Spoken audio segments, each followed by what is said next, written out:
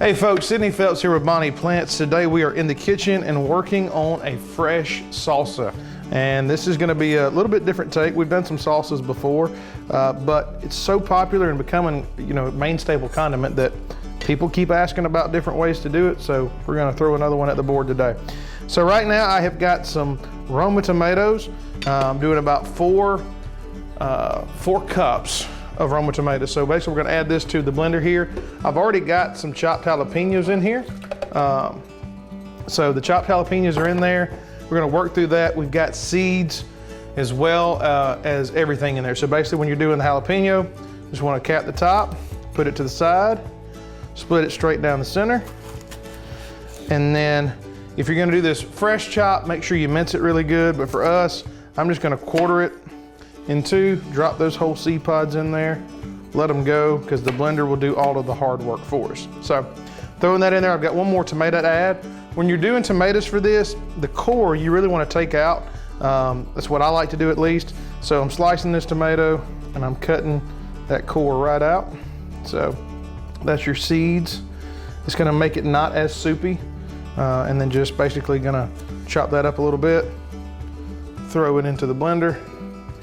And I don't need that half there, so we're gonna set this to the side, throw that out, put this tomato cap to the side. I'm gonna do one whole onion, so same thing, I've got some minced onions, gonna throw that in there like that.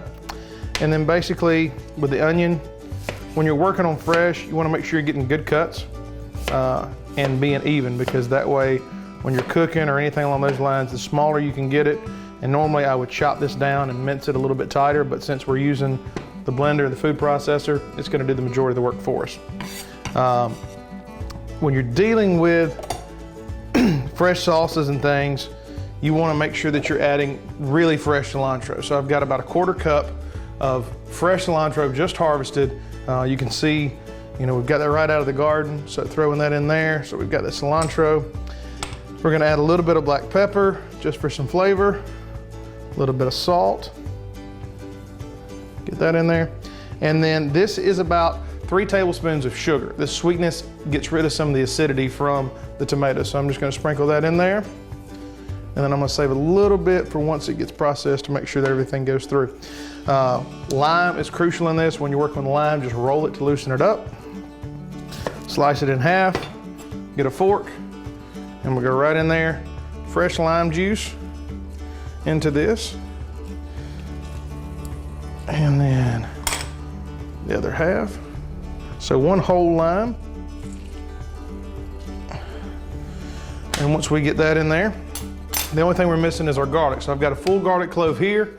I've already put it in a mason jar. One way to do that is get the skins loose. So the more you work that, the skins loosen up. Then you can pour them all out. Pick out your pieces of garlic. We need the whole clove. So we're gonna throw those in there. The skins are off of them.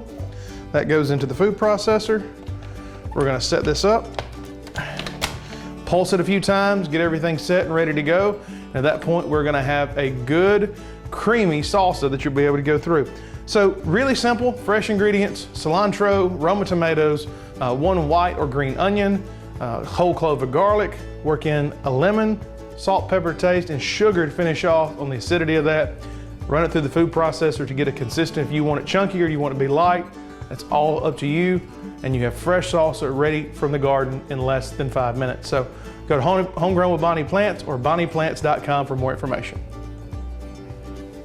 If you have a question about growing vegetables and herbs, Cindy would be happy to answer it. Just drop him a line at simplysouthern@alafarm.com and we'll send you a nice gift if he answers it on the air. Mary, our work here is done. Thanks for watching, folks. Next week, I'll be your eyes in the sky for a unique look at Alabama's beautiful Gulf Coast. And you'll meet a North Alabama toy maker who's been practicing her craft for most of her 85 years. I'm Mary Johns. And I'm Jim Allen. We'll see you next week.